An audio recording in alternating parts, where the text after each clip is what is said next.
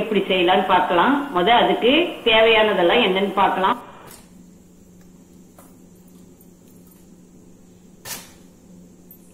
ரெண்டு கிண்ணம் கோதுமை மாவு, ஒரு அரை கிண்ணம் ரவை, பாம்பே ரவை. கொஞ்சம் சன்ன ரவையா எடுத்துக்காங்க. கொஞ்சம் பெரிய ரவைனா மிக்சியில் ஒரு ஓட்டி எடுத்துக்காங்க.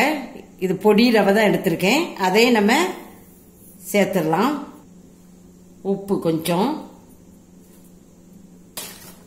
எல்லாம் நம்ம கலந்துக்கலாம். ஒரு இது எண்ணெய், இது ரீஃபைண்ட் எண்ணெய், ரீஃபைண்ட் ஆயில். அதையும் நம்ம இப்படி விட்டுக்கலாம். விட்டு எல்லாத்தையும் நல்லா கலந்துக்காங்க.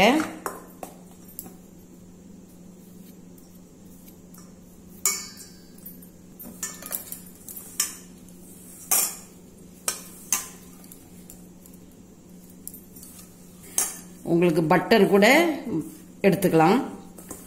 பட்டர் போட்டிங்கன்னா இன்னும் நல்ல வாசமாக இருக்கும் பிஸ்கெட். இந்த பாருங்க, இப்படி பிடிச்சா இப்படி பிடிக்கணும். இப்படி உதறது பாருங்க. இந்த இதுதான் சரியான பதம். கொஞ்சம் ஏலக்காய் பொடி,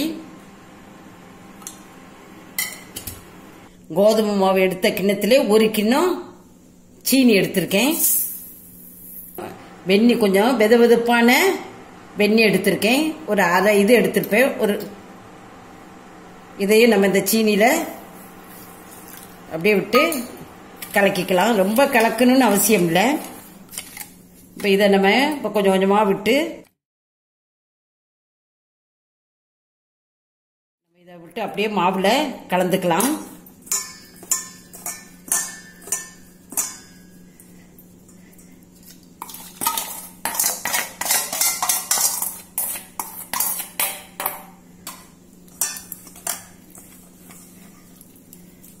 இப்போ மாவு பிசைஞ்சு வச்சுட்டேன். நம்ம இப்போ எண்ணெய் காய வச்சு எடுத்து போய் பிஸ்கெட் ஆட்டு நம்ம வெட்டி போட்டுடலாம். கொஞ்சம் எண்ணெய் தடவிக்கலாம். எண்ணெயோ நெய்யோ தடவிக்காங்க.